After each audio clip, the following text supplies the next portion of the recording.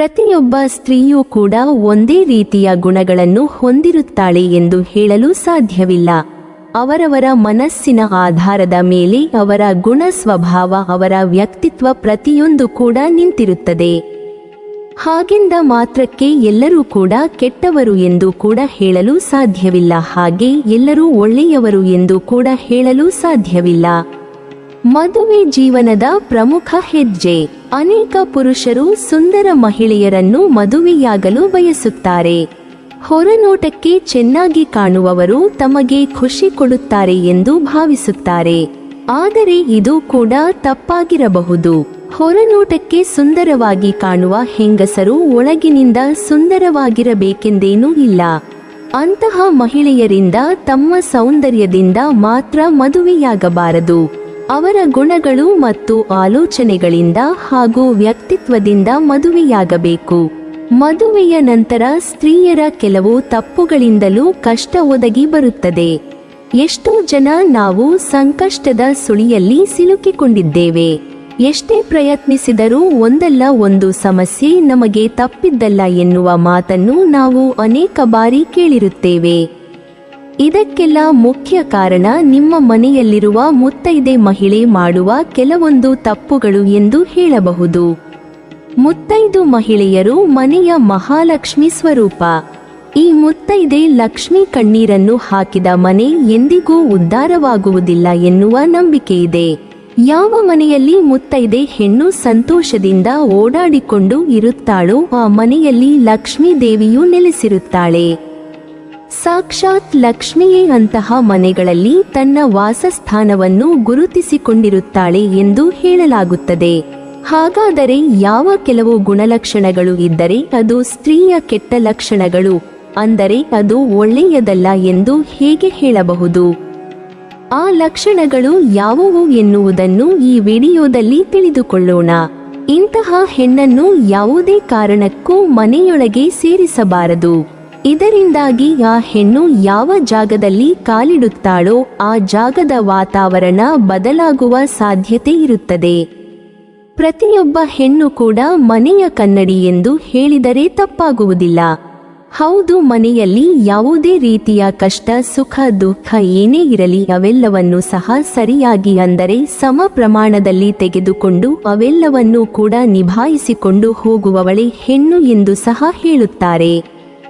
ತ್ಯಾಗಮಯಿ, ಕರುಣಾಮಯಿ ಎಂಬ ಅರ್ಥವೂ ಸಹ ಹೆಣ್ಣಿಗೆ ಇದೆ. ಹೀಗೆ ಇಷ್ಟೆಲ್ಲ ಗುಣಗಳನ್ನು ಹೊಂದಿರುವಂತಹ ಹೆಣ್ಣು ಕೆಲವೊಂದು ಸಂದರ್ಭದಲ್ಲಿ ಕೆಲವೊಂದು ಪರಿಸ್ಥಿತಿಗಳನ್ನು ಅರ್ಥ ಮಾಡಿಕೊಳ್ಳುವುದು ಕೂಡ ಅಷ್ಟೇ ಮುಖ್ಯವಾಗಿರುತ್ತದೆ. ಹಾಗೇನಾದರೂ ಅವಳು ಪ್ರತಿಯೊಂದು ಸಮಯದಲ್ಲಿಯೂ ಕೂಡ ಹಠ ಮಾಡಿದರೆ ಈ ಕೆಲಸ ಹೀಗೆ ಆಗಬೇಕು, ನನಗೆ ಆ ವಸ್ತು ಬೇಕೇ ಬೇಕು, ಹೀಗೆ ಎಲ್ಲವನ್ನೂ ಕೂಡ ಹಠ ಮಾಡಿ ಪಡೆದುಕೊಳ್ಳಬಾರದು.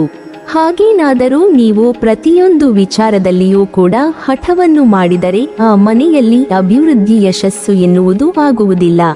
ಬದಲಿಗೆ ನಿಮ್ಮ ಮನೆಯಲ್ಲಿ ಹಲವಾರು ಸಮಸ್ಯೆಗಳು ಕಾಣಿಸಿಕೊಳ್ಳಲು ಪ್ರಾರಂಭವಾಗುತ್ತದೆ. ಇಂತಹ ಹೆಣ್ಣನ್ನು ಯಾವುದೇ ಕಾರಣಕ್ಕೂ ಮನೆಯೊಳಗೆ ಸೇರಿಸಬಾರದು. ಹೆಣ್ಣಿನ ಕುಟುಂಬದ ಇತಿಹಾಸವು ಉತ್ತಮವಾಗಿರಬೇಕು. ಒಳ್ಳೆಯ ಸಂಸಾರವಿಲ್ಲದ ಹೆಣ್ಣನ್ನು ಸುಂದರವಾಗಿದ್ದರೂ ಮದುವೆಯಾಗಬಾರದು. ಇಂತಹ ಮಹಿಳೆಯಿಂದಾಗಿ ಗಂಡನ ಕುಟುಂಬ ಭವಿಷ್ಯದಲ್ಲಿ ಸಂಕಷ್ಟಕ್ಕೆ ಸಿಲುಕಬಹುದು. ಹೆಣ್ಣಿನ ಕುಟುಂಬದ ಹಿರಿಯರನ್ನು ಆ ಹೆಣ್ಣು ಗೌರವಿಸಬೇಕು ಮತ್ತು ಅವರನ್ನು ಗೌರವಿಸದಿದ್ದರೆ ಅದು ಮನೆಯಲ್ಲಿ ನಕಾರಾತ್ಮಕ ಶಕ್ತಿಯ ಹರಿವನ್ನು ಹೆಚ್ಚಿಸುತ್ತದೆ.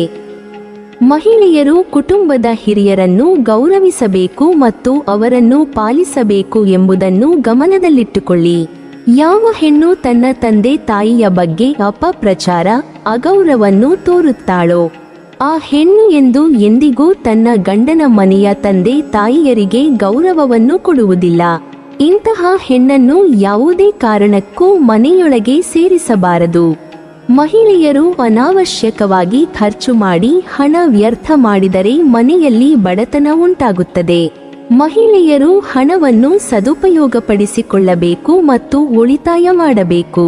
ಮಹಿಳೆಯರಿಗೆ ಮನೆಯ ನಿರ್ಣಾಯಕ ಹಕ್ಕನ್ನು ನೀಡಲಾಗುತ್ತದೆ. ಅಂತಹ ಪರಿಸ್ಥಿತಿಯಲ್ಲಿ ಅವರು ಹಣದ ನಿರ್ವಹಣೆಯನ್ನು ಸರಿಯಾಗಿ ಮಾಡಬೇಕು. ಇನ್ನೊಬ್ಬರು ನೋಡಲಿ ಎಂದು ಹಣ ಖರ್ಚು ಮಾಡುವ ಹೆಣ್ಣು ಮುಂದಿನ ದಿನಗಳಲ್ಲಿ ಮನೆತನವನ್ನು ಬಡತನಕ್ಕೆ ತಳ್ಳುತ್ತಾಳೆ. ಇಂತಹ ಹೆಣ್ಣನ್ನು ಯಾವುದೇ ಕಾರಣಕ್ಕೂ ಮನೆಯೊಳಗೆ ಸೇರಿಸಬಾರದು.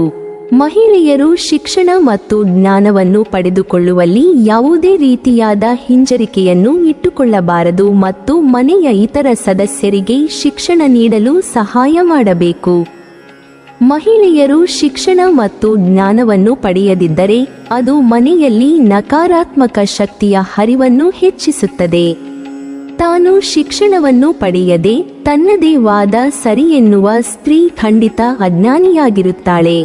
ಇಂತಹ ಹೆಣ್ಣು ಮಕ್ಕಳೊಂದಿಗೆ ಬೇರೆ ಹೆಣ್ಣು ಮಕ್ಕಳು ಸೇರಿದರೆ ಖಂಡಿತ ಅಜ್ಞಾನಿಗಳಾಗುತ್ತಾರೆ. ಇಂತಹ ಹೆಣ್ಣನ್ನು ಯಾವುದೇ ಕಾರಣಕ್ಕೂ ಮನೆಯೊಳಗೆ ಸೇರಿಸಬಾರದು.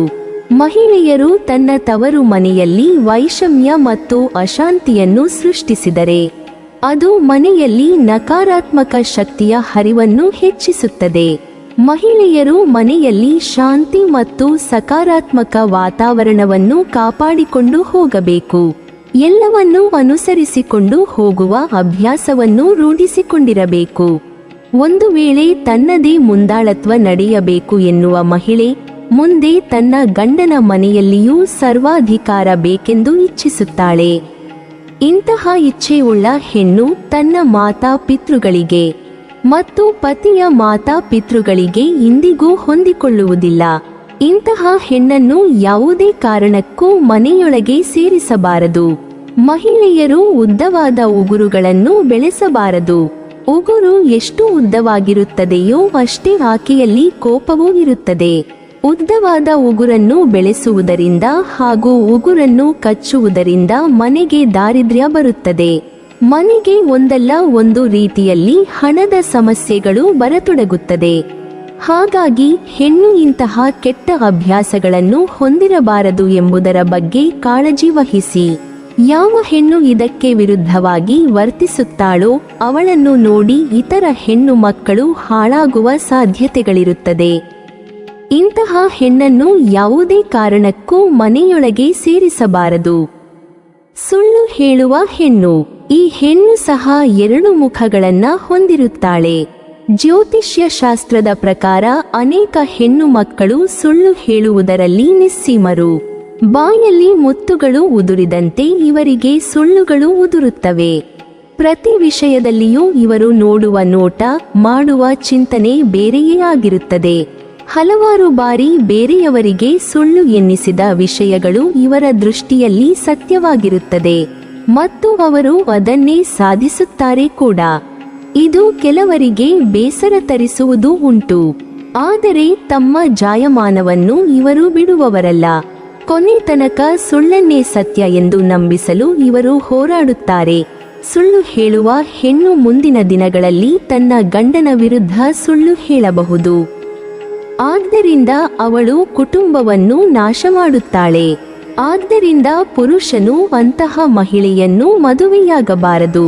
ವಿವಾಹದಾಚೆಗಿನ ಸಂಬಂಧ ಹೊಂದಿರುವವಳಾಗಿದ್ದರೆ ಅಂಥ ಹೆಣ್ಣು ತನ್ನ ಗಂಡನಿಗೆ ಮಾತ್ರವಲ್ಲ, ಸುತ್ತಮುತ್ತಲಿರುವ ಯಾರಿಗೂ ಯಾವ ಸುಳಿವೂ ಇಲ್ಲದಂತೆ ಕಾಪಾಡಿಕೊಳ್ಳಬಲ್ಲಳು. ಗಂಡನಿಗಂತೂ ಅದರ ವಾಸನೆ ಎಳ್ಳಷ್ಟು ಬಡಿಯದ ಹಾಗೆ ನೋಡಿಕೊಳ್ಳಬಲ್ಲಳು. ಗಂಡನನ್ನು ತನ್ನ ಈ ಪ್ರಣಯ ಹಗರಣದಿಂದ ದೂರವಿಡಲು ಸುಳ್ಳಿನ ಮೇಲೆ ಸುಳ್ಳುಗಳನ್ನು ಸತ್ಯದ ತಲೆಯ ಮೇಲೆ ಹೊಡೆದಂತೆ ಉದುರಿಸಬಲ್ಲಳು. ಇಂತಹ ಹೆಣ್ಣನ್ನು ಯಾವುದೇ ಕಾರಣಕ್ಕೂ ಮನೆಯೊಳಗೆ ಸೇರಿಸಬಾರದು. ಅತಿ ಸುಂದರವಾದ ಮಹಿಳೆ. ಹೌದು, ಹೆಣ್ಣಿಗೆ ಶತ್ರು ಬೇರಾವುದೂ ಅಲ್ಲ, ಅವಳ ಸೌಂದರ್ಯವೇ ಅವಳ ಮೊದಲ ಹಾಗೂ ಕೊನೆಯ ಶತ್ರು. ಎಲ್ಲರಲ್ಲೂ ಸಹಜ ಸೌಂದರ್ಯಕ್ಕಿಂತ ಅವರಲ್ಲಿ ಒಂದು ಅತ್ಯುತ್ತಮ ಗುಣವಿರುತ್ತೆ. ಇದು ಅವರನ್ನು ಸಹಜ ಸೌಂದರ್ಯದೊಂದಿಗೆ ಆಕರ್ಷಕವಾಗಿ ಕಾಣುವಂತೆ ಮಾಡುತ್ತದೆ. ಹಲವು ಪುರಾಣ ಸಮೀಕ್ಷೆಗಳ ಪ್ರಕಾರ ಸುಂದರ ಮಹಿಳೆ ಕೆಟ್ಟ ಸ್ವಭಾವವನ್ನು ಹೊಂದಿದ್ದರೆ ಪುರುಷನು ಅಂತಹ ಮಹಿಳೆಯನ್ನು ಮದುವೆಯಾಗಬಾರದು. ಅವಳ ದುಷ್ಟ ಸ್ವಭಾವವು ಕುಟುಂಬವನ್ನು ನಾಶಪಡಿಸುತ್ತದೆ. ಈ ಹೆಣ್ಣು ಮಕ್ಕಳಿಗೆ ಬಹಳ ಬೇಗ ಕೋಪ ಬರುತ್ತದೆ. ಒಮ್ಮೆ ಸಿಟ್ಟು ಬಂದರೆ ಅವರನ್ನು ನಿಯಂತ್ರಿಸುವುದು ಕಷ್ಟ. ತೀಕ್ಷ್ಣ ಮಾತುಗಳಿಂದ ಎದುರಿಗಿರುವವರನ್ನು ಮಾತಿನಿಂದಲೇ ಕಟ್ಟಿಹಾಕುತ್ತಾರೆ. ನೇರವಾಗಿ ಮಾತನಾಡುತ್ತಾರೆ. ಹೀಗಿರುವ ವ್ಯಕ್ತಿಗಳು ಸಹಜವಾಗಿ ವರ್ತಿಸುವುದಿಲ್ಲ. ಈ ಸ್ತ್ರೀಯರು ಜನರೊಂದಿಗೆ ಮಾತನಾಡುವಾಗ ಎಚ್ಚರಿಕೆ ವಹಿಸುವುದು ಅಗತ್ಯ. ಸಿಟ್ಟನ್ನು ಕಡಿಮೆಗೊಳಿಸಿಕೊಳ್ಳಲು ಹೆಚ್ಚು ಸಮಯ ತೆಗೆದುಕೊಳ್ಳುತ್ತಾರೆ. ಈ ಮಹಿಳೆಯರು ತುಂಬಾ ಶಕ್ತಿಯುತ ಮತ್ತು ಸ್ವಾಭಾವಿಕವಾಗಿ ಬಹಳ ಕುತೂಹಲದಿಂದ ಕೂಡಿರುತ್ತಾರೆ. ಎಲ್ಲದರಲ್ಲೂ ತ್ವರಿತ ಮತ್ತು ಸ್ಪರ್ಧಾತ್ಮಕವಾಗಿರುವುದು ಅವರ ಕೆಲವು ಉತ್ತಮ ಗುಣಗಳು. ಅವರ ಸ್ಪರ್ಧಾತ್ಮಕತೆಯು ಕೆಲವೊಮ್ಮೆ ಇವರನ್ನೇ ಹಿಂದುಳಿಯುವಂತೆ ಮಾಡುತ್ತದೆ. ತುಂಬಾ ಧೈರ್ಯಶಾಲಿಯಾಗಿ ಕೆಲ ಕ್ರಮಗಳನ್ನು ತೆಗೆದುಕೊಳ್ಳುವಲ್ಲಿ ಈ ಮಹಿಳೆಯರು ಹಿಂದೇಟು ಹಾಕುವುದಿಲ್ಲ. ನಿರ್ಭೀತರು, ಅವರು ಎಲ್ಲಿಯಾದರೂ ಮತ್ತು ಯಾವುದೇ ಕೆಲಸದಲ್ಲಿ ಮೊದಲ ಹೆಜ್ಜೆ ಇಡಲು ಹಿಂಜರಿಯುವುದಿಲ್ಲ. ಹಾಗೆಯೇ ಇವರನ್ನು ಯಾಮಾರಿಸುವುದು ತುಂಬಾ ಸುಲಭ. ಇವರ ಸೌಂದರ್ಯವನ್ನು ಪುರುಷರು ಯಾವಾಗಲೂ ಹೊಗಳುತ್ತಿರಬೇಕು. ಹೀಗಾಗಿ ಅತಿ ಸುಂದರವಾದ ಮಹಿಳೆ ಎಂದೆಂದಿಗೂ ತನ್ನ ಹಾಗೂ ತನ್ನ ಪತಿಯ ಮನೆಯವರಿಗೆ ಕಷ್ಟ ಬರುವಂತೆ ಮಾಡುತ್ತಾಳೆ. ಇಂತಹ ಹೆಣ್ಣನ್ನು ಯಾವುದೇ ಕಾರಣಕ್ಕೂ ಮನೆಯೊಳಗೆ ಸೇರಿಸಬಾರದು. ಅಂಗ ಪ್ರದರ್ಶನ ಮಾಡುವ ಸ್ತ್ರೀ ಇದೊಂದು ವಿಚಿತ್ರ ರೋಗ ಎನ್ನಬಹುದು. ಈ ಮಹಿಳೆಯರು ತೀಕ್ಷ್ಣಮತಿಗಳು. ಎಲ್ಲ ಸಂಗತಿಗಳನ್ನು ಕೂಲಂಕುಷವಾಗಿ ಗಮನಿಸುತ್ತಾರೆ. ಕಲ್ಪನಾ ಲೋಕದಲ್ಲಿ ಹಕ್ಕಿಯಂತೆ ಹಾರುವ ಮನೋಭಾವನೆ ಉಳ್ಳವರು. ಮೂಲತಃ ಭಾವನೆಯೇ ಇಲ್ಲದ ಜೀವಿಗಳು. ನಿರೀಕ್ಷೆಗೂ ಮೀರಿ ಮನಸ್ಸನ್ನು ಅತ್ತಿಂದಿತ್ತ ಹರಿಸುತ್ತಾರೆ. ಹಾಗಾಗಿ ಇವರನ್ನು ಅರ್ಥ ಮಾಡಿಕೊಳ್ಳುವುದು ಕಷ್ಟ. ಹೆಣ್ಣೆಂದರೆ ವಿಶೇಷ. ಎಲ್ಲ ಮಹಿಳೆಯರ ಸ್ವಭಾವ ವಿಶೇಷವೇ ಆಗಿರುತ್ತದೆ. ಕೆಲವರು ಸಹೃದಯಿಗಳಾಗಿದ್ದರೆ ಇನ್ನೂ ಕೆಲವರು ಸ್ಫೂರ್ತಿಯ ಚಿಲುಮೆಗಳಾಗಿರುತ್ತಾರೆ. ಇನ್ನು ಕೆಲವರ ಮನಸ್ಸು ಕಲ್ಲಿನಷ್ಟೇ ಗಟ್ಟಿ. ಕೆಲವು ಹೆಣ್ಣು ಮಕ್ಕಳು ಸ್ವಭಾವದಲ್ಲಿ ಸ್ವಲ್ಪ ಒರಟು ಎನಿಸಿದರೂ ಮನಸ್ಸು ಮಗುವಿನಂತೆ. ಸ್ಟ್ರಾಂಗ್ ಇರುವ ಹೆಣ್ಣು ಮಕ್ಕಳನ್ನು ಗಟ್ಟಿಗಿತ್ತಿಯರು ಎನ್ನುತ್ತಾರೆ. ಹೆಣ್ಣು ಎಷ್ಟೇ ಗಟ್ಟಿಯಿದ್ದರೂ ಭಾವನೆಗಳಿಗೆ ಸ್ಪಂದಿಸುವುದು ಅವಳ ಹುಟ್ಟುಗುಣ. ಪ್ರಾಚೀನ ಕಾಲದಲ್ಲಿ ಸ್ತ್ರೀಯರಿಗೆ ಅನೇಕ ಕಟ್ಟುಪಾಡುಗಳಿದ್ದವು. ಇಂದಿನ ಯುಗದಲ್ಲಿ ಆ ಕಟ್ಟುಪಾಡುಗಳಿಂದ ಸ್ತ್ರೀ ಸಾಕಷ್ಟು ಮುಕ್ತಿಯನ್ನು ಪಡೆದಿದ್ದಾಳೆ.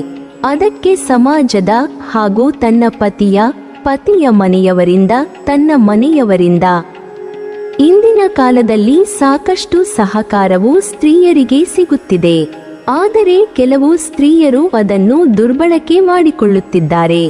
ಪ್ರಾಚೀನ ಕಾಲದಲ್ಲಿ ಹೆಣ್ಣಿನ ಸೌಂದರ್ಯಕ್ಕೆ ಮುಕ್ತ ವೇದಿಕೆ ಇರಲಿಲ್ಲ.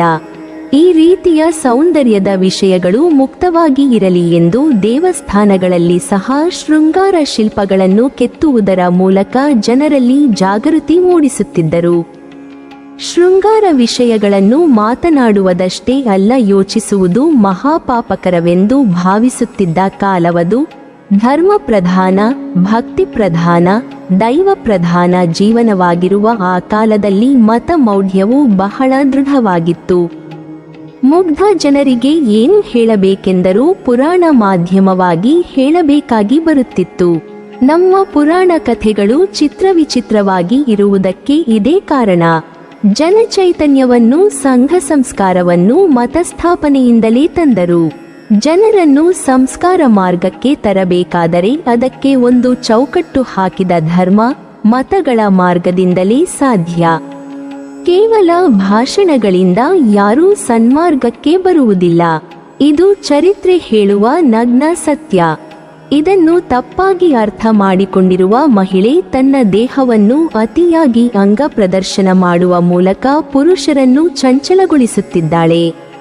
ಯಾವುದನ್ನು ನೋಡಿದಾಗ ಏನು ಭಾವನೆ ಮೂಡಬೇಕು, ಅದು ಪ್ರಕೃತಿಯ ನಿಯಮ. ಈ ರೀತಿಯಾಗಿ ಅಂಗ ಪ್ರದರ್ಶನ ಮಾಡುವ ಸ್ತ್ರೀ ಇತರರಿಗಿಂತ ವಿಭಿನ್ನವಾಗಿರುತ್ತಾಳೆ. ಇಂತಹ ಮಹಿಳೆಯು ಸುತ್ತಮುತ್ತಲಿನ ಹೆಣ್ಣು ಮಕ್ಕಳಿಗಿಂತ ಹೆಚ್ಚು ಗುರುತಿಸಿಕೊಳ್ಳುತ್ತಾಳೆ. ಇನ್ನೂ ಒಂದು ಅರ್ಥದಲ್ಲಿ ಹೇಳುವುದಾದರೆ, ಈ ಮಹಿಳೆಯು ಸಾಮಾನ್ಯ ವ್ಯಕ್ತಿಯಾಗಿರುವುದಿಲ್ಲ. ಆಕೆಯನ್ನು ವಿಷಕ್ಕೆ ಹೋಲಿಸಬಹುದು. ಬೇರೆ ಯಾವುದೇ ಮಹಿಳೆಯರ ಮೇಲೆ ಕಣ್ಣಿಡದಷ್ಟು ಜನ ಇಂತಹ ಮಹಿಳೆ ಮೇಲೆ ಗಮನ ಇಟ್ಟಿರುತ್ತಾರೆ. ಹೆಣ್ಣು ಮಕ್ಕಳಷ್ಟು ಗಟ್ಟಿಗಿತ್ತಿಯರು ಇನ್ಯಾರೂ ಇಲ್ಲ. ಎಂತಹ ಸಂದರ್ಭ ಬಂದರೂ ತಾನು ಮಾಡುವುದೇ ಸರಿ ಎಂಬುದು ಇವಳ ವಾದವಾಗಿರುತ್ತದೆ. ಇದಕ್ಕೆ ಅಡ್ಡಿಪಡಿಸುವ ತನ್ನ ಕುಟುಂಬದವರೊಡನೆ ಈ ಮಹಿಳೆಯು ದೂರವಿಡುತ್ತಾಳೆ. ಪತಿಯು ತನ್ನ ಕೆಲಸಕ್ಕೆ ಅಡ್ಡಿಪಡಿಸುತ್ತಿದ್ದಾರೆ. ಪತಿಗೆ ವಿಚ್ಛೇದನ ಕೊಟ್ಟಾದರೂ ತನ್ನ ಅಂಗ ಪ್ರದರ್ಶನ ಮಾಡುತ್ತಾಳೆ. ಅದಕ್ಕಾಗಿ ಹೇಳಿದ್ದು, ಇದೊಂದು ವಿಚಿತ್ರ ರೋಗದಂತೆ ಈ ರೀತಿಯ ಹೆಣ್ಣು ಮಕ್ಕಳು ಎಲ್ಲವನ್ನೂ ಬಲ್ಲವರಾಗಿದ್ದು ತನಗೆ ಪ್ರಪಂಚದಲ್ಲಿ ಏನೂ ತಿಳಿದೇ ಇಲ್ಲ, ತಾನಿನ್ನೂ ಚಿಕ್ಕ ಮಗು ಎನ್ನುವಂತೆ ಹೊರಗಿನ ಜಗತ್ತಿಗೆ ನಟನೆ ಮಾಡುತ್ತಾರೆ. ತಾನು ಮಾಡುವುದೇ ಸತ್ಯ, ಜಗತ್ತಿನಲ್ಲಿರುವ ಪ್ರತಿಯೊಬ್ಬರೂ ಇದನ್ನೇ ಮಾಡಬೇಕು ಎಂದು ವಾಗ್ವಾದ ಮಾಡುತ್ತಾಳೆ.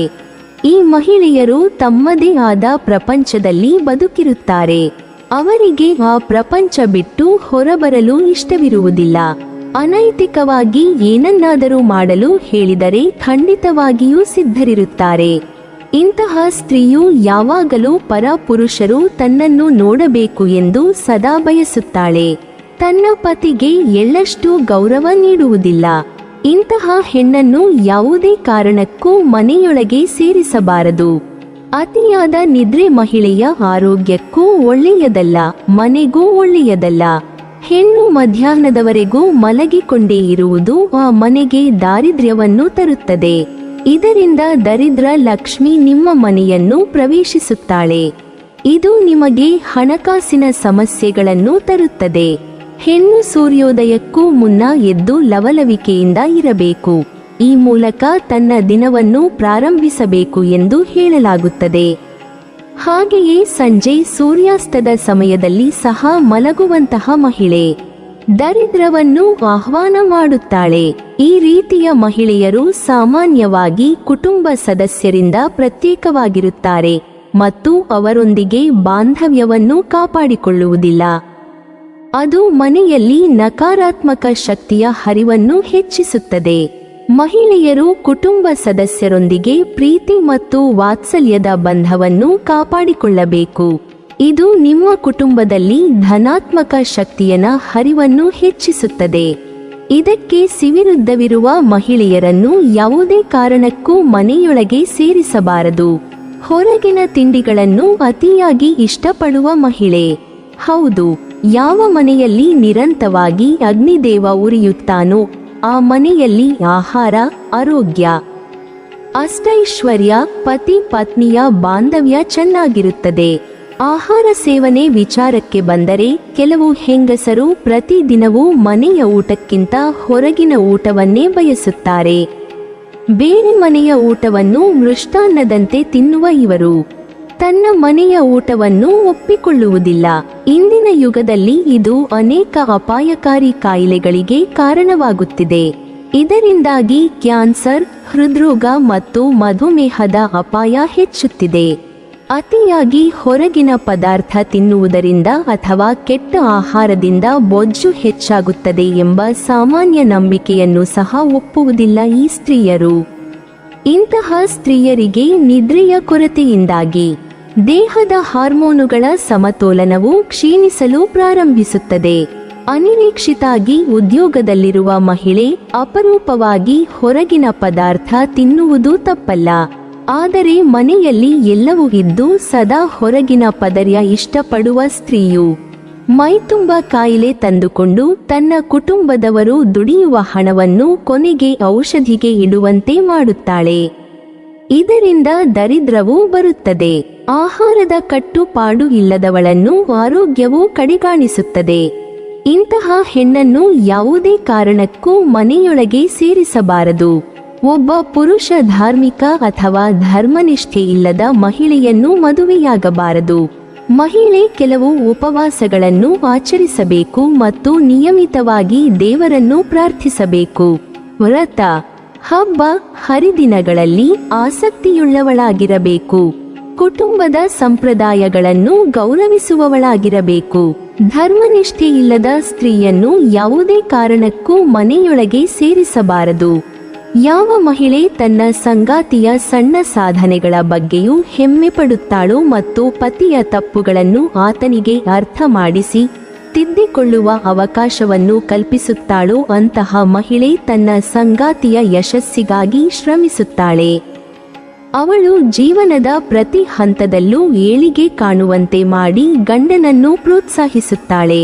ಇದರಿಂದ ಗಂಡನಾದವನಿಗೆ ಯಶಸ್ಸು ಗಳಿಸುವುದು ಕಷ್ಟ ಎನ್ನಿಸುವುದಿಲ್ಲ. ಪುರುಷರಿಗೆ ಮಾತ್ರವಲ್ಲ, ಮಹಿಳೆಯರಿಗೂ ಬದುಕಿನಲ್ಲಿ ಕೆಲವು ಗುರಿಗಳಿರಬೇಕು. ನಿರ್ದಿಷ್ಟ ಗುರಿಗಳನ್ನು ಹೊಂದಿರುವ ಮಹಿಳೆಯರು ತಾವು ಆ ಗುರಿ ಸಾಧಿಸುವುದು ಮಾತ್ರವಲ್ಲ, ತನ್ನ ಗಂಡ ಕೂಡ ಗುರಿ ಇಟ್ಟುಕೊಂಡು ಅದರಲ್ಲಿ ಯಶಸ್ಸು ಕಾಣಲು ಸಹಕರಿಸುತ್ತಾರೆ. ಇಂತಹವರು ಜೀವನದ ಬಗ್ಗೆ ಬಹಳ ಸ್ಪಷ್ಟವಾದ ವ್ಯಾಖ್ಯಾನ ಹೊಂದಿರುತ್ತಾರೆ. ಅಂಥವರು ಕುಟುಂಬದೊಂದಿಗೆ ವೈಯಕ್ತಿಕ ಜೀವನದಲ್ಲೂ ಯಶಸ್ಸು ಗಳಿಸುತ್ತಾರೆ. ನೀವಿನ್ನೂ ನಮ್ಮ ಚಾನೆಲ್ ಅನ್ನು ಸಬ್ಸ್ಕ್ರೈಬ್ ಮಾಡಿಲ್ವಾ? ಹಾಗಾದರೆ ಈ ಕೂಡಲೇ ನಮ್ಮ ಇಂದ್ರಜಾಲ ಚಾನೆಲ್ ಅನ್ನು ಸಬ್ಸ್ಕ್ರೈಬ್ ಮಾಡಿ ಮತ್ತು ಪಕ್ಕದಲ್ಲಿರುವ ಬೆಲ್ ಐಕಾನ್ ಅನ್ನು ಕ್ಲಿಕ್ ಮಾಡಿದರೆ ನಮ್ಮ ಹೊಸ ವಿಡಿಯೋಗಳನ್ನು ನೀವು ನೋಡಬಹುದು.